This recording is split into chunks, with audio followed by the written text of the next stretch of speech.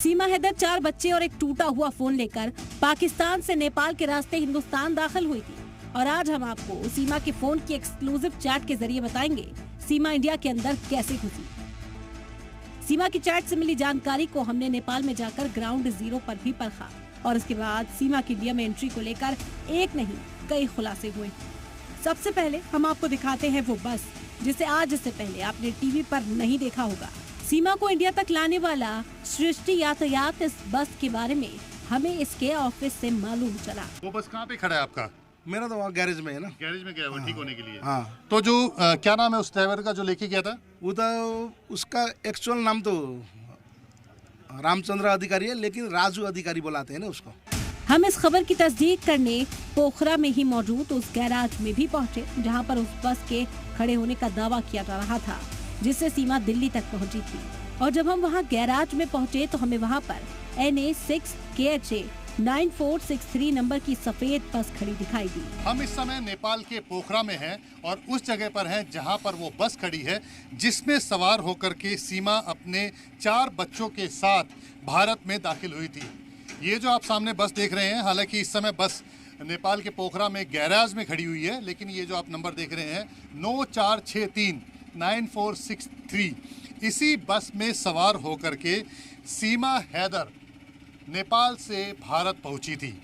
जो बताया गया है कि इस बस में जब सवार होने के लिए आई थी तो उसने अपना नाम सीमा मीरा ठाकुर बताया था। अपने जो 4 बच्चे हैं प्रियंका, मुन्नी, राजा और परी, ये नाम उसने अपने बच्चों के लिखवाए थे और 20,000 रुपये 4 सवारी के रखते हैं, यानी कि 5,000 रुपये नेपाली करेंसी के हिसाब से एक पैसेंजर का किराया ये कंपनी वसूलती है। लेकिन क्योंकि वो बच्चों के साथ थी इसलिए डिस्काउंट दिया गया और 18,000 रुपये किराए पर बात हुई थी। सवाल ये भी उठता है कि अचानक सीमा का मामला सुर्खियों में आने के बाद से ये बस गैराज में क्यों खड़ी हो गई। हमने ये पता करने की कोशिश भी पोखरा में ही की। ये जो बस गैराज में खड़ी है, पिछले करीब 10 दिनों से ये बस यहाँ पर गैराज में खड़ी है। अब जो भारत जाने के लिए जिस बस का इस्तेमाल किया जा रहा है वो दूसरी बस है जिसे भारत में ये लोग इस्तेमाल कर रहे हैं। तो ये बस जब आई थी यहाँ पर तो उसके बाद इसके अंदर कुछ इंटीरियर चेंज होना है, काम होना है, इसलिए ये गैराज में पिछले 10 दिनों से खड़ी है। और इस बस को पहली बार आप सिर्फ जी न्यूज़ पर देख रहे हैं जिसमें सीमा हैदर सवार होकर के भारत में आई थी। सृष्टि यातायात की इस बस के मालिक ने बताया कि बस का इंटीरियर चेंज किया जा रहा है। अब सवाल उठता है कि ये कैसे माना जाए कि इसी बस में सीमा इंडिया आई। तो इसे साबित करता है सीमा हैदर का वो चैट जो उसने बस के स्टाफ के साथ की थी। सीमा की चैट के स्क्रीनशॉट्स में आप इसकी तारीख देख सकते हैं जो 11 जुलाई की है।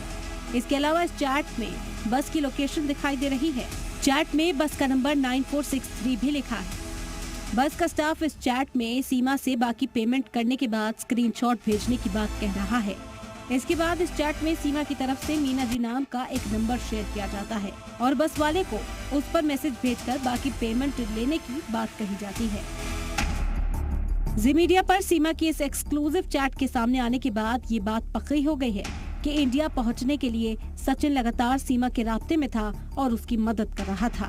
बस ऑपरेट करने वाली सृष्टि यातायात कंपनी ने ये भी बताया कि बस का पेमेंट के लिए सीमा ने किसी तीसरे शख्स से दिल्ली से पैसे अकाउंट में डलवाए थे।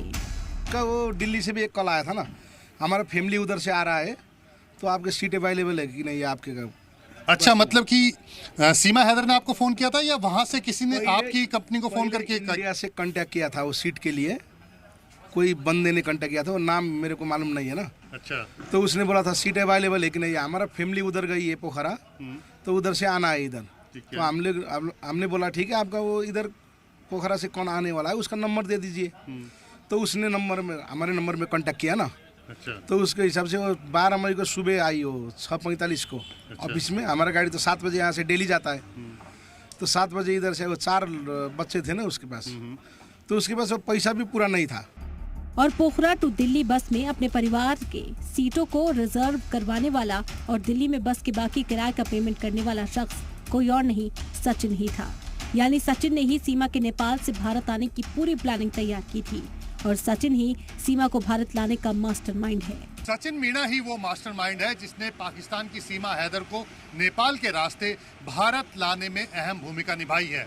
मार्च के महीने में जब वो सीमा हैदर के साथ एक हफ्ते के लिए नेपाल में रुका था, उसी दौरान उसने सीमा को भारत आने के रास्ते को लेकर के मैप तैयार कर लिया था। और जब वो भारत गया तो वहां पर ही जाकर के उसने सीमा हैदर के लिए बस की बुकिंग की, ताकि सीमा हैदर नेपाल के पोखरा के रास्ते भारत में दाखिल हो सके। खास बात यह है कि सरकार की बस भी भारत नेपाल मैत्री बस चलती है, लेकिन उसमें चेकिंग ज्यादा होती है, इसीलिए उसमें पकड़े जाने की संभावना भी थी।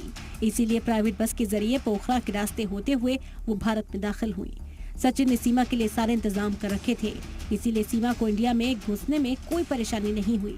इसीलिए सीमा भी अपने इंटरव्यू में इसे इतना मुश्किल नहीं बताती हैं। मैंने पाकिस्तानिटी बताई नहीं थी, मुझसे वाकई पूछा गया था तो मैं सचिन की पत्नी थी, मैंने अपने पति का ही नाम लिया कि मेरे पति हैं, मैं उनके पास जा रही हूँ।